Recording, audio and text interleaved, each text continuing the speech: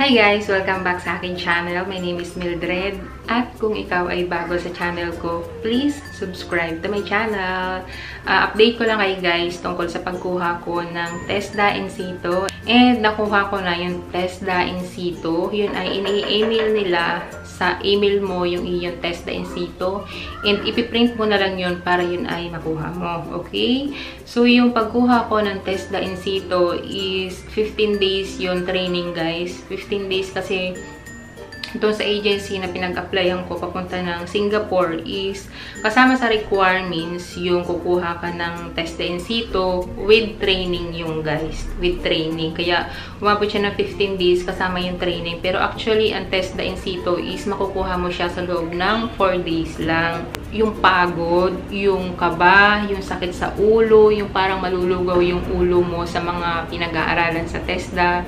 Biglang nawala nung natapos na yung aming assessment dahil sobrang nakaka-stress guys kumuha ng TESDA in situ dahil nga sa mga pinag-aaralan, lalong-lalo na yung table setting at lalong-lalo na yung pag-prepare ng hot and cold meals kasi magluluto talaga kayo guys ng main dish, ng appetizer, dessert, and soup. And then, isa-serve mo siya dun sa table na pinag-aralan nyo din na table setting. Isa-serve mo siya ng actual and nanonood sa'yo yung inyong assessor. So, sobrang nakakakaba talaga. Pero yung iba naman na kasama sa TESDA in situ, yung cleaning the living room, cleaning the bathroom, making the bed setting, ganyan, yung ironing, yung washing, napakadali lang guys, easy lang yun. Ang mas nakapagpakaba sa amin guys is yung cooking talaga. Kasi hindi namin expected na ganun pala yung proseso. Kasi yung mga naunang batch sa amin guys, binigyan na kami ng tip na sabi daw doon kapag magluluto na is papubunutin kayo ng number and depende kung ano yung mapatapat sa'yo. Kunwari, ang napatapat sa'yo, maggagawa ka ng dessert. Kunwari, mapatapat sa'yo, gagawa ka ng appetizer. Tapos, kunwari, ang mapatapat sa'yo ay main dish. So, yun daw ay kapag daw nabunot ka, kunwari sa main dish, yung lulutuin mo daw is pang 2 tao na kasi magpa-partner kayo niyan. So, ang ginawa ko, kasi ang napatapat sa akin, madali lang naman. Tapos, yung pala guys, yung kung ano yung pinaluto sa'yo, yun din yung kakainin mo, ipapaubo sa'yo yun.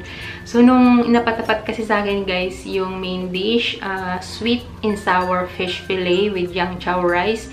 So, ibig sabihin, magpiprito ako ng isda. Yun ay yung tilapia na fish fillet nga. Tapos, ipiprito mo siya. Tapos, gagawin mo siyang escabeche, yung may ketchup at saka tomato sauce. Tapos, magluluto ako ng sinangag. Ayan, so sinarapan ko.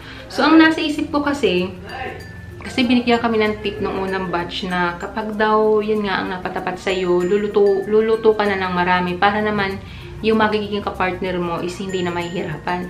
So, nung nabunot na ako, andali. Kasi guys, yung sabay-sabay, basta na, nawindang kami.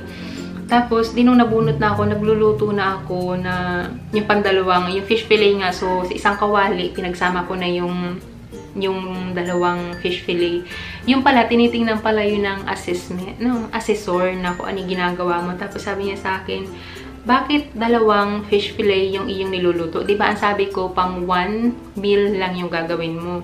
So, sabi niya, nagpalusot yung aking kapartner. Sabi niya, ma'am, sabay lang po kaming magprito sa isang kawali. Tapos, anong ginagawa mo? Kasi gumagawa na sana siya ng sauce para nga mas madali kami. Ako yung magpiprito ng fish fillet, tapos siya yung gagawa ng sauce.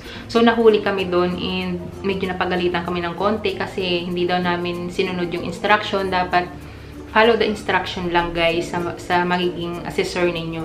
So, ayun. So, ang ginawa namin, nag-separate kami ng kawali. At sobrang nakaka-stress guys kasi alam niyo yung habang nagluluto kayo, sobrang dami ninyo. 10 kami guys. And sabay-sabay na yun. Tapos yung lutuan, 2 lang, yung double burner lang. Tapos yun, syempre marami magluluto ng, kasi yung main dish guys is parang 4. So, 4, tapos tigda 2 kayong gagawa nun. So, sobrang dami, diba?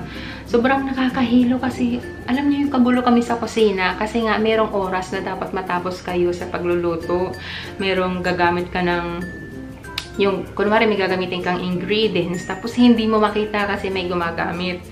sobrang nakaka-stress guys kasi kailangan mo bilisan yung kilos mo, tapos kailangan matalas yung mata mo kung nasan yung mga ingredients, ganyan.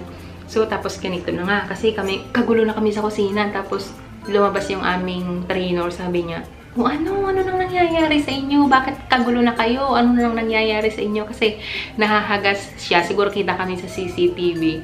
Lumabas siya. Sabi niya, ano guys? Kumusta na kayo?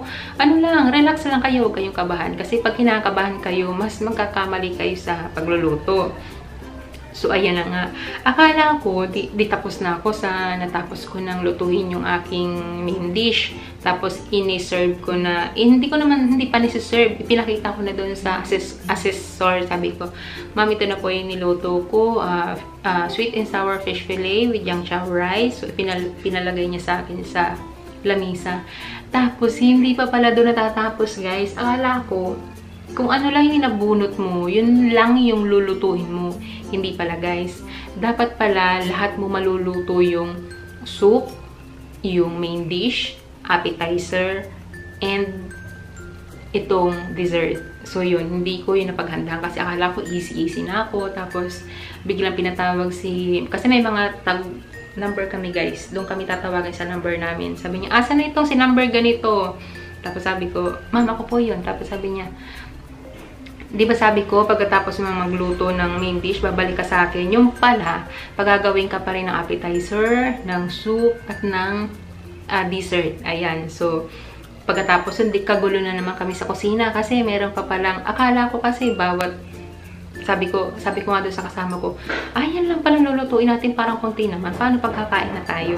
Yung pala, bawat isa nga, makukumpleto mo yung isang set ng pagkain mula sa soup, main dish, appetizer, and dessert. Buti na lang kamo yung appetizer na pinagawa sa akin is hindi yung mahirap. Ang mahirap kasi or matagal gawin yung clubhouse sandwich. Yun, mahirap yung gawin. Ang napatapat sa akin yung